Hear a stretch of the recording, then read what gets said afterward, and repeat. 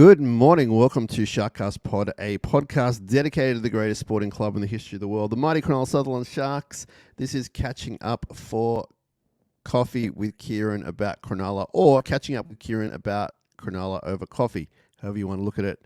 Brought to you by Dyson Logistics, the Royal Media Yacht Club in Port Hacking, and Jason Hawes at Cripps & Cripps Real Estate. I'm Sam Shinazzi, OG from 2015, if I didn't say that already. And coming into your audio and already on your screen is Mr. Kieran Fraser. I'm liking the bright eyes. Let's hope we don't get copyright issues. Yeah. Boom, ba, boom, ba, boom, ba. What's your favorite bright eyes song? It's a great question. It's probably... I'll have to get back to you on that. There's a few that come to mind, but there's three albums that I love. The one before this one, and I guess the double album that came next, but that kind of trilogy for me is just lights out. But yeah, I don't have a direct favorite song. I've got like 4 or 5. I love Bowl of Oranges off that album, actually, which is the upbeat kind of one. What about you? Is that your favorite one? Love Her and Have to Love? Yeah, I think First Day of My Life is always one that, because I think that's probably their most popular song, I would say. Yeah. But also, too, I do like Waste of Paint. Oh, yeah. Yeah. How come you didn't come see him when I went to see him the other month? I didn't know you were going to see him, so we Sorry, probably babe. should have had that in one of our conversations. But yeah, I definitely would have gone Awkward. because, yeah, but I haven't heard any of their newer stuff. I mean, everything that I listen to is probably from those 3 CDs, like from back in the day, like around the mid-2000s. He was semi off his chops. Great show, but I think Melbourne was a little bit affected by some partying. But anyway, Bright Eyes, Connor Oberst, whatever you want to call him, go check it out. Great songwriting and performing. Kieran, we got a lot to get through. We don't have a lot of time due to our busy days getting ahead on this bright and early Monday morning, but we're going to pack it all in like we do. Now, first of all, thanks to the listeners that came down to see us on Saturday night, thanks to the Royal Media Yacht Club in Port Hacking. Apologies to all, it was a last-minute kind of thing, but a whole bunch of us had a great time watching our team lose together, which was fun in its own way. Kieran, you were late scratching, but next time we'll get you down there, which will be fun. People were asking about you. Where's Kieran? Where's Kieran? So sorry you couldn't be there. And what else do I have to discuss? Let's talk about some Olympics before we get started on the dreaded rugby league. Can you give me an update on Chloe Cavell, please? Yeah, so I was watching that last night, and she started off really well. I watched her first sort of 3 that they do, and it's really weird because it's quite strange where they're doing tricks and they're kind of jumping just down like this little ramp. It's really quite strange. So my daughter's just come out in front of my window, started screaming at me. But they do like one trick, and then that gets judged on like a point system, and I don't understand how the point system works, but I think she ended up coming 8th. Overall, but she's only 14 years old. So, Oh, man. Incredible. To be 14 years old and at the Olympics is pretty crazy. And you think in 4 years' time she'll be 18 with all that experience behind her. So, the great man Luke was on the screen too. If you got a glimpse of him, he had the glasses on. He was looking like a badass skater dad. So that was pretty cool to see. Yeah, so our friend Dave Riccio did a good story about Luke and the family over the weekend. You can see it. Read it in the Telegraph and those sort of Murdoch-associated places. But essentially, Luke has sold his plumbing business or given it up for now at the very least, and he's full-time coach, dad, and I think they have sponsorship, so he's able to sort of do that for the short term. And Chloe's a success. Forget about the results of the Olympics. She's a worldwide phenomenon for her age, and there's so much more. As you say, she's only starting at 14. I mean, she's been doing it for a long time, but her career is kind of probably not even peaking at 14. So good times ahead for those guys and girls. We love the Cavells, longtime friends of the show, and Luke has been told via Dave Riccio that the cast of the SharkCast is behind Chloe. So keep your eyes peeled on her for a big future. Kieran, the mighty Sharkies are getting less mighty each week, short term only. Sitting in fourth place on 28 points with the Roosters. Canterbury are rising. Yeah, They're rising, man. Ball through the legs, chips over the top. They're on 26 points. They got momentum. They're on 26 points. The Cowboys are on 26 points. Manly's on 25, so we're a bit safe for them for the moment. For and against, we're a lot better than the Cowboys at the moment. But Canterbury, if they were to win this week and we were to lose by a little bit, they could possibly jump us into the top 4 for the first time in about 8 years for those guys. So we need to win this week against the South Sydney Rabbitohs, which we'll get to. But on the weekend up in Townsville, we saw the Cronulla Sharks lose 30 points to 22. It wasn't the greatest performance by our club. There were pros and cons, as there are every week. Give me some of your initial thoughts on the game, please. Extremely frustrating. One of those ones where, again, penalties and errors just led to points, and you kind of sit there and go, it's happening again. There was some good fight. They really scraped and clawed, and I thought the two guys on debut had pretty good games. I know the young fella at fullback had sort of 2 errors that kind of stood out and led directly to points. But look, he's a 19-year-old making his NRL debut at fullback, like one of the hardest positions to play. So you can't hold that against him. But I thought he showed enough signs that there's something definitely there. Beryl, he was better than I thought coming into that game. And again, we kind of got blessed because Brayley went to the bin and we were able to bring on a like-for-like replacement and kind of cover that up. But just one of those games where they never really looked like comfortable, and that might be because, again, you've got 2 spine members missing. But it just was one of those games where we never really felt in it, and the scores got close at times, but it felt like the Cowboys were in control, which is quite unusual for when we play them. Yeah, and I just thought that we didn't get enough try-scoring opportunities, particularly in the opposition 20. I thought we capitalised on most of our opportunities, but there weren't enough times for us in a good attacking spot to really go for it. And it was due to a number of things, including the penalties you talked about, the drop ball, the 6 agains, etc.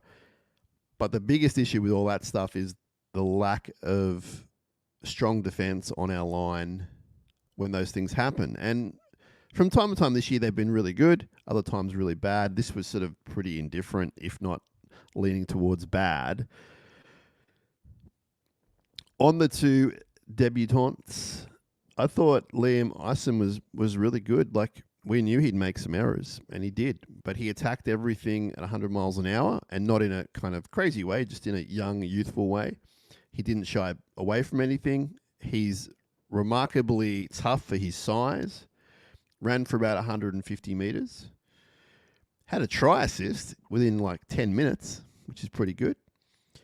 And I thought that the errors he made were just, they weren't from nerves or anything. It was just there were some hard kicks and that kind of thing. And certainly he can learn a lot from that game, but it would have done a world of good. Like, if we need him again, he's already got past all that kind of nervousness and spotlight on him, etc. And yeah, big future there. I would not be upset at the moment if he was groomed as the next guy down the way. Like, we need Will back, and he's back this week.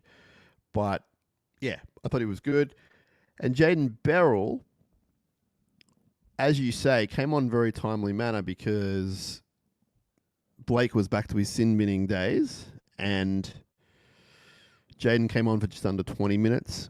Did nothing wrong at all and was solid. So I'm still a little bit confused about why he played as opposed to other forwards that we have. But he was not the problem out there on the weekend. So congratulations to him. It wouldn't surprise me to see him get another game at some point down the line. But they were the 2 guys on debut. Let's get to a meaty subject, and that was the outside back defense. Let's focus on Ronaldo Mulitalo, who we will talk about on another subject shortly. What was your takeaways and your thoughts on the Mulitalo defense for 2-3 of those tries? There was some where he was really far in that were Yeah. just quite shocking, and there could have been more tries too, right? Because there were some passes that didn't stick and kind of went over the sideline, or didn't hit the man quite as fresh as it should have. Um, it's obviously a tactic and a ploy because we saw Katoa do it as well, and they must have that's the game plan that they've got to try and shut down those Cowboy outside backs. Fitz has talked about it before, where you can see a lot of the time where it gets pulled from the inside, and so that creates a reason for why the winger shoots in like that. There was a few things I think I saw with Wilton where Chad was kind of baiting him a little bit and getting him to kind of move in and out. So I don't know how much that played on Ronnie's decision making. Yep. I saw Ronnie get stuck into Chad a few times, which was quite funny just to see Chad getting upset with Ronnie in his face. But it's those frustrating things, right? Because we've seen that be exposed a few times and it hasn't been addressed, right? And so I don't know if that's maybe a communication thing or if that's an inside man thing or even if that's not having Kennedy at the back directing the traffic. I'm not sure, Yeah. but Yeah. it's not good to see. I thought for the first try, Ronnie was okay coming in, generally speaking. I thought for the other two tries for Felt, if he'd stayed on his man, he would have kept his man from scoring, or Iro would have gotten to his guy. Now, as you say, we're not down there communicating with the players and the coaches and know what's going on. So for all we know, he was following instruction. But to the naked eye, to the viewer watching, in theory, he could have stopped those tries if he'd hung where we think he kind of should have stayed. But that's a very complicated subject. So see if anything comes out of that this week. Now, speaking about that, we have a few eyewitnesses in the hood, one being yourself, stating that Ronaldo may have an issue this week with a leg complaint. So don't be surprised if maybe he's in extreme doubt or if possibly he doesn't play. But let's TBC on that as far as being factual. This is just from two sources, one being your own eyes. Kieran, you saw him in a pretty heavy leg brace on Sunday morning. Yeah, so I was driving past Shark Park. I don't know where I was going. That's irrelevant. But the Sharkies had just gotten back, and they were kind of getting off their bus. And Ronnie's, I think it was his right leg, was in a complete almost brace, right? So he was kind of getting help to walk from Kafusi, and I think it was Iro. So yeah, I can't see a world where, based on what I saw, where he's going to be able to run around this week and play. Yeah, so we might need to wait on the defensive kind of improvements, issues, etc. But just a bit of a heads up there, he may not play this week, or if he does, he'd be in some doubt at the very least. So we'll see what happens there with naming, and they might name him, then he might pull out, he might play, who knows what's going on, but it's not good immediate signs for Ronaldo Mortalo. What did you make of the Felt razzing of Ison? I thought initially, you SOB, I want to RKO you. And then watching on replay, I was like, you know what? Ison got him pretty high. Not late, but pretty high. And he was just giving me a little bit of, hey, welcome to NRL. I actually, in hindsight, don't have an issue with it. I don't think it's a good look, but I think our Sharks fans, including myself for a little bit, hey, don't you do that? Including the players too. I was very much like that at home. Yeah. Look, our players do it too, right? So Ronnie's, was doing it to Galvin a few weeks ago, and we were laughing about it, saying, how good is this? Yeah. But when it happens to one of our guys, it's not, name thing. But I just think it's one of those moments where hopefully Ison, takes that on board and goes, you know what, I'm going to remember this, and one day I'm going to get a shot at the Cowboys, and I'm going to tear them apart because of what that guy did. That would be amazing. That would be absolutely amazing. All right, just looking at some of these stats. I mean, our back five again ran for over 100 meters. I thought the Tongan fisherman was a little bit quiet in this game compared to other weeks and compared to the other players. I thought Jesse Ramian had a really good game, probably one of our better backs. Braden Trindle, another really strong game, very involved, and most of the attack was based around him. What were your thoughts on Trindle? I thought his kicking was better, but I still think we didn't have the same kicking game that the Cowboys had. It felt like a lot of responsibility was on Trindle for this Mm. game. It just felt like that. And Brayley did a couple of things, but he got sin bin. And I just felt like it was just such a stop-start game. But when Trindle had some chances, he really took them. Like Mm. that try that he scored with the 3 kicks, I thought that was pretty impressive to see. Yeah. We need him firing and we need him confident. And I think I saw Fitz talk about it during the week where basically he was saying, look, before even Nico was injured, we had basically had given the keys to Trindle, saying that you're the guy leading us around the field and to be the dominant playmaker. So Right. this is hopefully kind of bringing that out of Trindle and trying to get him to be a bit more comfortable so that when Nico does eventually get back, they can combine quite well, because sometimes those two can just not quite gel. Yeah, I thought Dan Atkinson was solid again. I mean, didn't let us down in any capacity. I feel like, as you say, he could probably get a little bit more involved with the organisation and just the setting up of tries and that kind of thing. But overall, I think he's doing a solid job. I think he's the best guy there as number 3 in the scheme of the depth chart. Now, a lot was made of the forwards on the weekend from the fan base.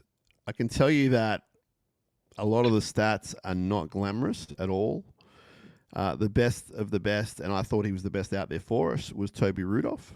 He made 120 metres, missed 1 tackle from 28, and played 51 minutes, which I believe for the middle forwards was the most. So I thought he was the best. Now, a lot's been made about Tom Hazelton, Tall Tom. People say that he was playing too long, that he was, in inverted commas, gassed. The coach should have brought him off earlier.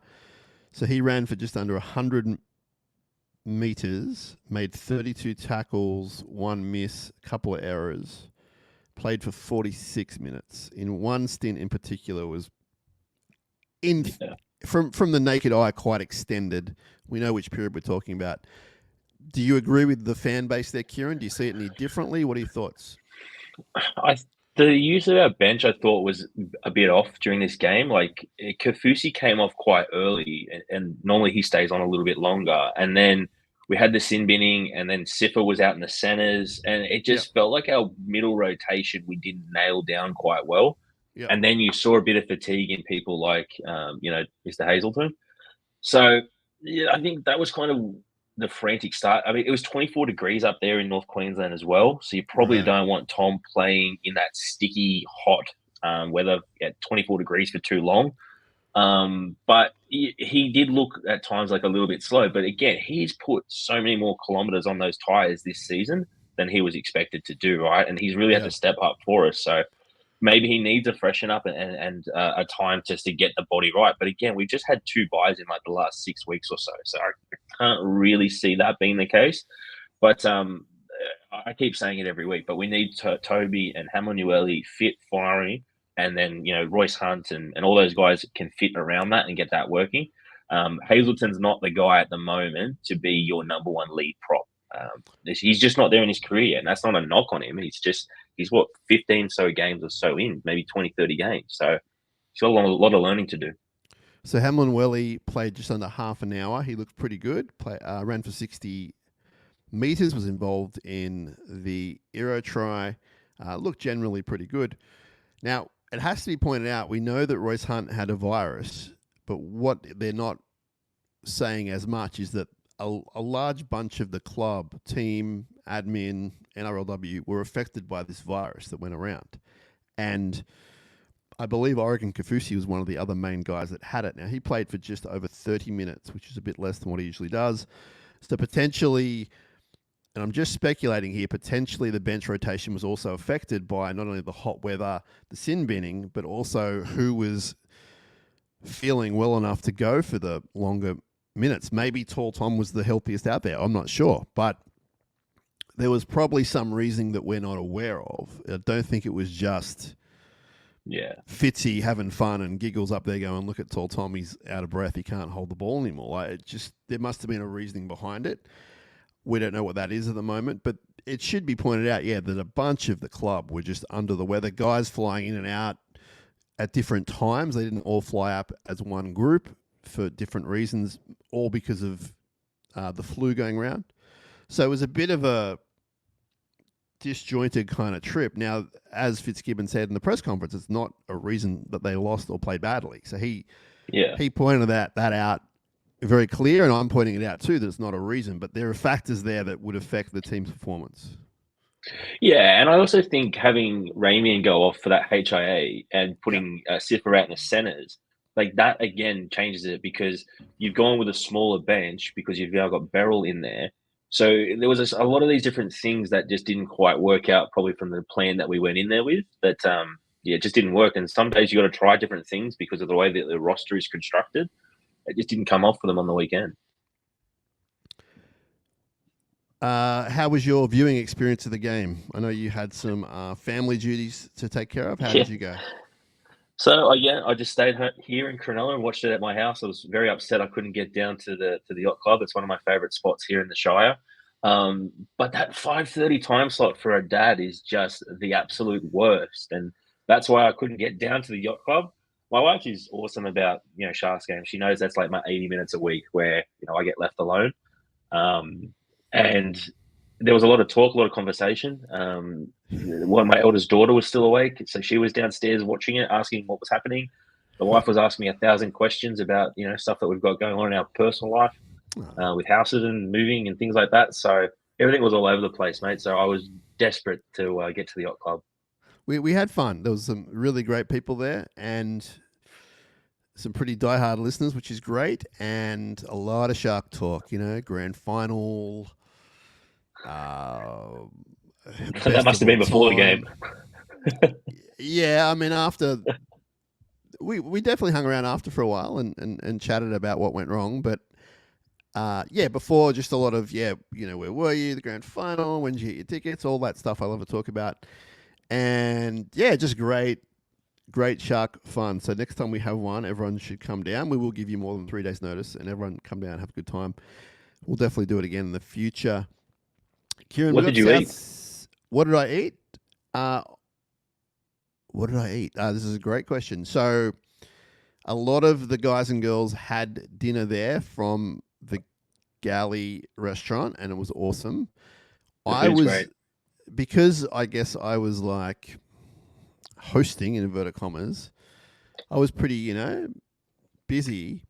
But legends like Nathan Hunt and other people were sort of giving me bits of their pizza, and I was stealing Gary's chips. So I sort of was eating, but me, I do need a regular meal.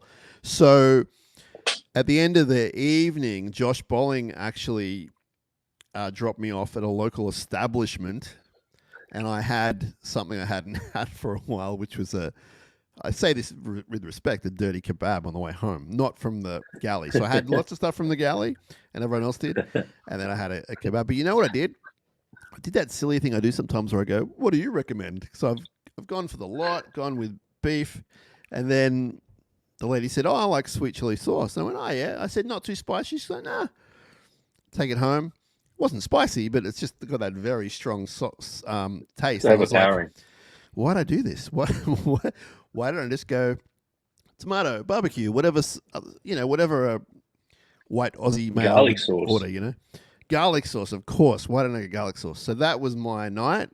No regrets, no retreat, no surrender. The Galley, man, their hot chips were good. The pizza was good. Everyone had a good time. So we got South Sydney this week, where another good time will be had, no doubt. At Shark Park, I believe it's the late game, 7:35 on Saturday night, which should be fun.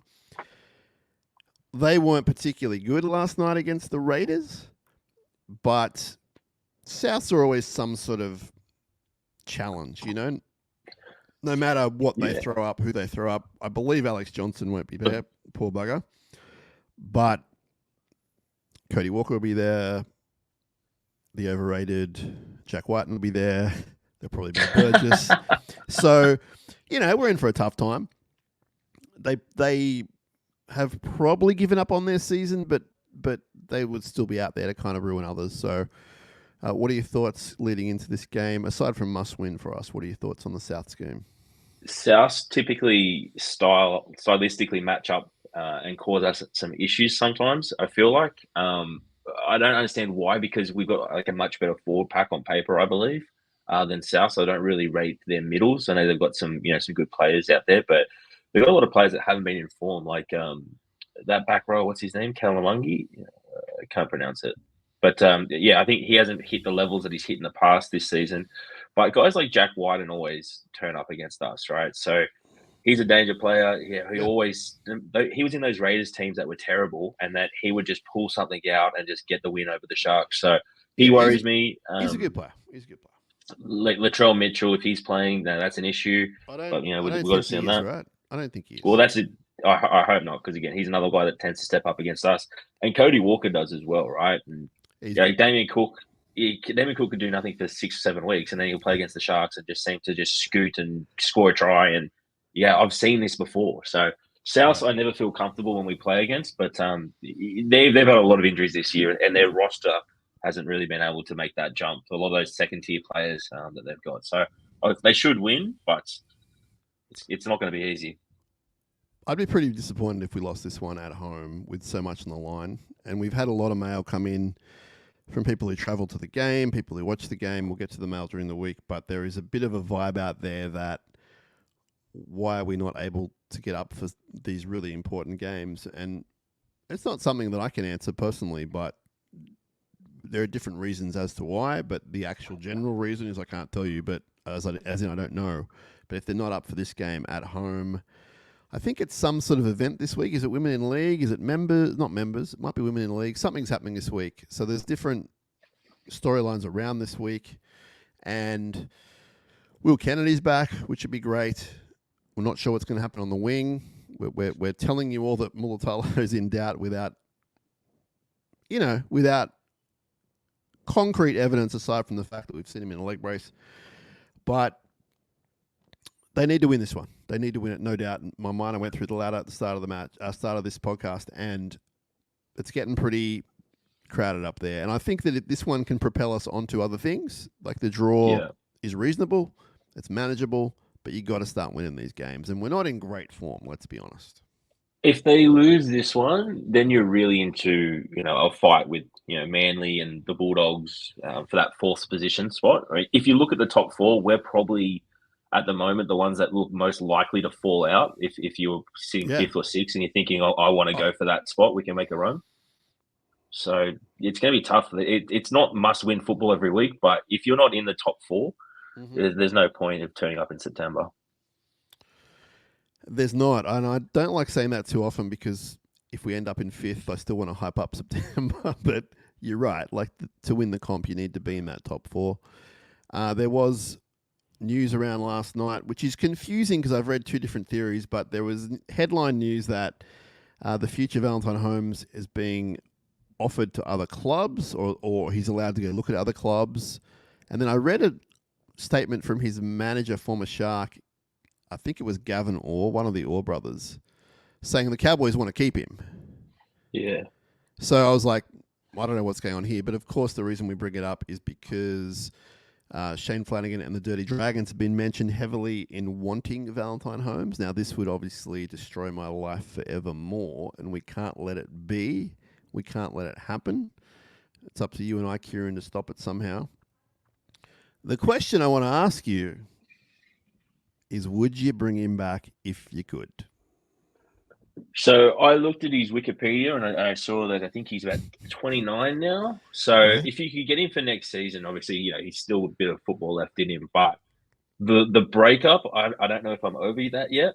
I feel like I was trying to come up with a way to describe this. And it's like, let's say you get married to this beautiful woman and you just see this future ahead of you. You think this is going to be amazing. And you do everything. You bend over backwards. You get her brother a job. We flew there. We got his wife a job. Well, I don't know how that works in this metaphor, but we did everything we could to keep this guy. We showed this guy love. He was the chosen one. It was supposed to be him that there was going to be statues built of. And then to pull that whole NFL thing just to get out of the contract a year early and go on a holiday and then not even give us that chance to try and salvage anything from this relationship, to then go back to their old ex-boyfriend from high school.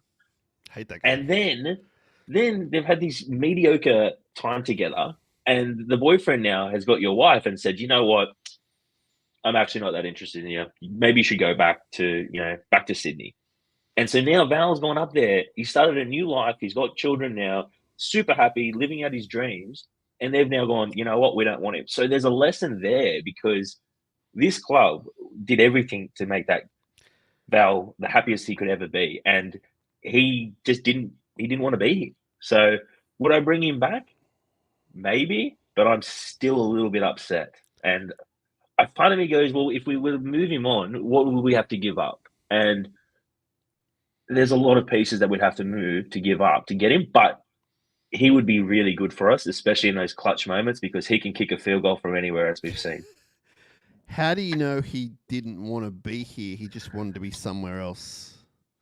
Because everything that came out was always about wanting to go back to North Queensland. And that was always the rumor and always the thing in the background that he was, had some interest in that.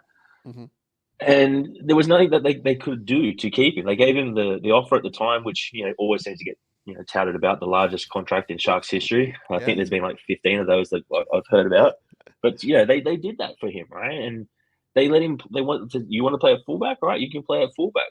Even when he went away, they tried to bring him back, I think, when he came back from that NFL thing, right? Because it was around July or so. So there was a little window where he could play in that season.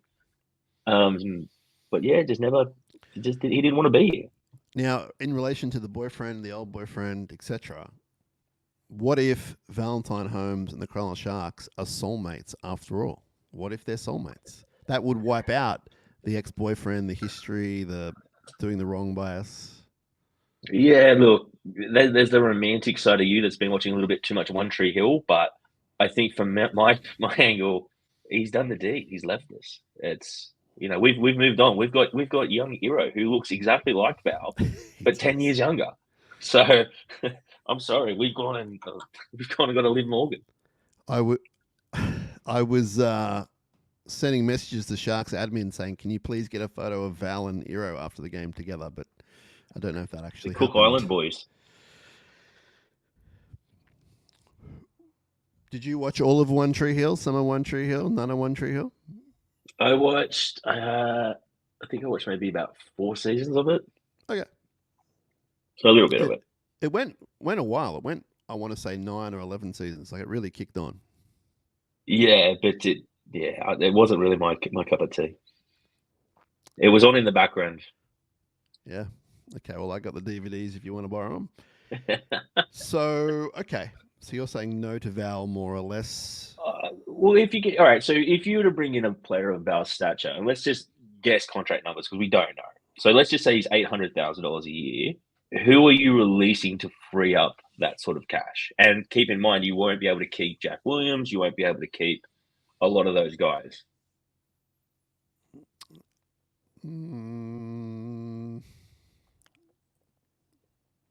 I don't know, man. I haven't thought about it. All I know is that I love him and he's my It's hard soulmate. to get it. Yeah.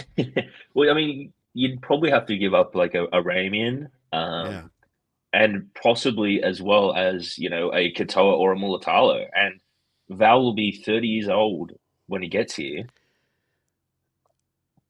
Something you said a lot of stuff in that thing you did, which was awesome. But one of the things that you said was something like you were hoping it was going to be the best time ever, and then he left. But it was the best time ever. He did give us the best time ever. He did. It was short and sweet, but he did it. It's the same with Jack Bird too. Like it breaks my heart when I see Jack Bird around to a lesser extent, but yes. Yeah, and Jack as well was always like he was going to leave, and it wasn't like he was ours because we took him from the Dragons and we gave him an opportunity, and then there was all this talk about what position he wants to play, and there are certain players that when they get to your club or they rise through the ranks, there's always rumors about. Like there's always was a rumor about Keith Galloway wanting to leave when 20 years ago when he was coming through the ranks and he was the next big thing, the next Gordon Tallis, and then he left. And the same thing with like Bronson Cherry. There was all those rumors that South and the Roosters and all this stuff, and then he's gone. I prefer to get those guys that like a Nico Hines that buys in. The Sherry thing is a different argument because you're talking about internet dudes going, He's best friends with Kyle Flanagan. Kyle Flanagan's going to the Roosters. He's going to the Roosters. He got kicked out because he was doing illegal drugs. Yeah, but I mean, even his family have come out and said they weren't happy with certain things about how he was being like managed with injuries and things like that. So there was always those sort of talk that was about that, this guy kind of doesn't want to stick around. So, I would prefer those guys like a Nakora, right? Who just goes, all right, this is my team. This is my where I live now. I love this place. And, I'm going to die for this club. Yeah, except for he stalled over a contract for half a year. Nakora did? Yeah, until we gave him more money. Well, I think he deserves every cent. He's a saint. He's a saint. You know who's not a saint? Valentine Holmes. He's not. Not a well, saint. He might be. You heard it from me first. Not a saint. Literally not a saint, and hopefully not a saint. That was an accidental pun, like most things out of my mouth. Kieran, we've got to get out of here. We've got to go do stuff to make the world turn. But till we do, I want to give you a random Shark of the Week. You're going to get this in 2 seconds. Born in 1986. 86. Random Shark of the Week. Born in 1986. Playing height, 180 centimeters. Playing weight, 85 kilograms. Won't give you junior club for the moment. Won't give you position for the moment. NRL debut, 2007. Won't give you the game for the moment. Last game in the NRL, 2010. Debuted 2007, last game 2010. Played 52 NRL games for 2 different clubs. 52 NRL games for 2 different clubs. 37 of the 52 were off the bench. Scored 8 tries. Scored 8 tries. Had 16 wins, 36 losses, 30% win rate. In 2007, he played 5 games in the NRL. In 2008, he played 12. In 2009, he played 14. And in 2010, he played a whopping 21 games. He never played a finals game. His local club, his junior club, apologies about the pronunciation, the Tugan Seahawks. Nothing? I'm trying to think where Tugan is. That's good, I gotcha. His position, I would call him a utility. How would you define utility? What position would utility be? So for utility for me, Matt Burton's just ruined it for everybody, but utility for me is like a hooker half. Beautiful. Let's call him a rower. utility. He debuted for Cronulla in 2007. And he finished up elsewhere. Only played the 1 year in 2007 for us. Played at another club for 3 years. Ah. Yeah. Last name Goodwin? Last name not Goodwin. Mm. He played for the Prime Minister's 13 in 2010. So he must have had a pretty good year that year.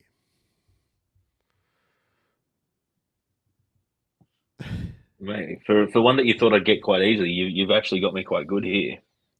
What else can I tell you? So Just Shark 1 year at the Sharks? 1 year. So 5 games for the Sharks. This might help you. He debuted in a derby.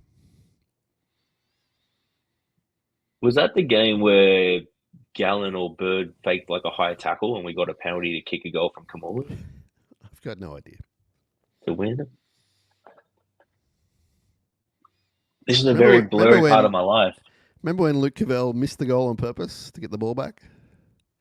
I do remember that, actually. Luke Cavell's underrated.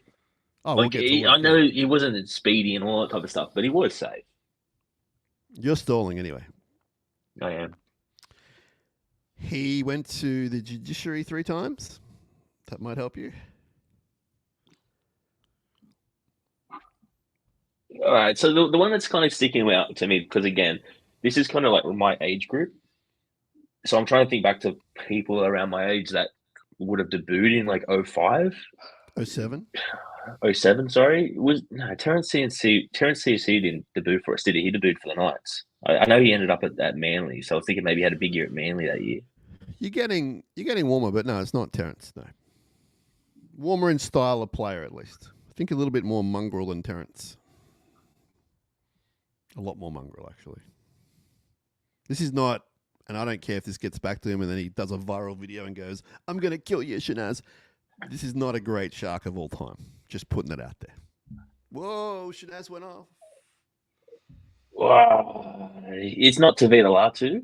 If we see this gentleman at the bar, we're probably not going to go over and buy him a beer. He could be the greatest guy in the world. He might have changed his life around. I got no idea. It's not Latu, no. I need a little bit more. I'm thinking more on-field stuff. I don't know about off-field. Just on-field. Very aggressive little man. Oh, okay. Anthony Watts. Random shark of the week. Probably a good guy. Anthony Watts. You got it. We got there. We did get there. He was a firecracker. I should have got that. Bit of a boxer, a little too. bit That's why we quicker. wouldn't mess with him. Bit of a boxer. He fought Gal too, right? I can't remember. We fought for a little while. He fought Gal in a boxing match. One of those years, and Gal absolutely towed him up. Gal towed everyone up. Gal's a beast. Did you know Gal has a clause? I probably can't say that. I was just going to say we've been trying to get Gal on the show, and he's like totally into it, but he's just not allowed just due to other work commitments and stuff. So there was nothing. That makes controversial sense. there. That makes sense. The goat. Yeah, it does. Well, especially because there's a big picture of him at the front of the ground. Love the goat. Kieran, we're going to get out of here, my friend. But are we going to see each other at the game? I will be there. So 7:30 makes it a lot easier for me with the little ones. So Okay, I will definitely be there. See you there too, which is exciting. We'll talk about that. South Sydney. It's all about South Sydney. I'm getting lots of texts about possibly an injured Ronaldo, mainly from the one side of the fan base. But you saw it with your own eyes, and I did see it. The sources texting me are good sources as well. So we'll see what happens there. It's not a big secret. Could be Stone Street time. Yeah. Well, he was 18th man, wasn't he? Yeah. Has he played in New South Wales Cup recently? Because I know he's been injured. I think he might have. It might be a bit of a jump to go straight back in. He's had at least one game, I feel. Okay. I need to check that out. But we will get back to you this week. We're going to do more episodes during the week. Big clash against South Sydney. It's always a bit of fun. And let's hope the Sharkies can get it together, right? It's a bit of a free fall down and people are freaking out. But I don't believe the season is over, Kieran, at all. So let's keep swinging. Let's keep fighting. And you had a Liv Morgan reference, which I understood, but what was it? That Iro is like our Liv Morgan now. I got a lot of time for Liv Morgan. It's no secret. That's why I threw it out there. And again, Iro is our guy now. He's the younger, better version of Val. We just need him to score like 100 more tries to catch Val. Hang on. I'm fully on board the Iro train, but how's he the younger, better one? Because he's still at Cronulla, and when you saw him talk about when he re-signed about how much this place meant to him, he said that he loves us, and Val never loved us, despite how much we love Val. And this is coming from, again, if you want to be the 1A Val guy, I'm the 1B Val guy, and there are receipts out there about that one, but we're not going to get into that today. So I love Val. You're saying Val never loved us? That's what you said. I don't think he did. I don't think he did. I find that hard to believe. Well, there are certain guys that just lose that connection with this club, and Val could have been. You said never loved. Great. He obviously loved. He just fell out of love. Well, I think he fell out of love, yeah, and I can't believe disgrace that he did that, because all the women of the Shire, like all we needed was one woman of the Shire to make him fall in love, and he never would have left. And so I'm going to put this on our female supporter base. We definitely can't go there. Oh my God. That is from Kieran Fraser. That is not from me. He's not on our SharkCast group chat, so until he gets there, He doesn't represent what we say, even though our logo's up there, and of course, he's part of the family. I was going to say we can't go. We can't go there because of his awesome wife, but now you went there on behalf of the supporter base. Everybody! You're drinking whiskey with your coffee this morning. I wish I was. It might warm me up. All right, got to go, Kieran. Thanks for your time. We'll be back on SharkCast during the week, and let us know your feelings. A bunch of you already have. You know where to find us. Up Cronulla. We will talk to you real soon. Let's go. Let's get those Rabbitohs.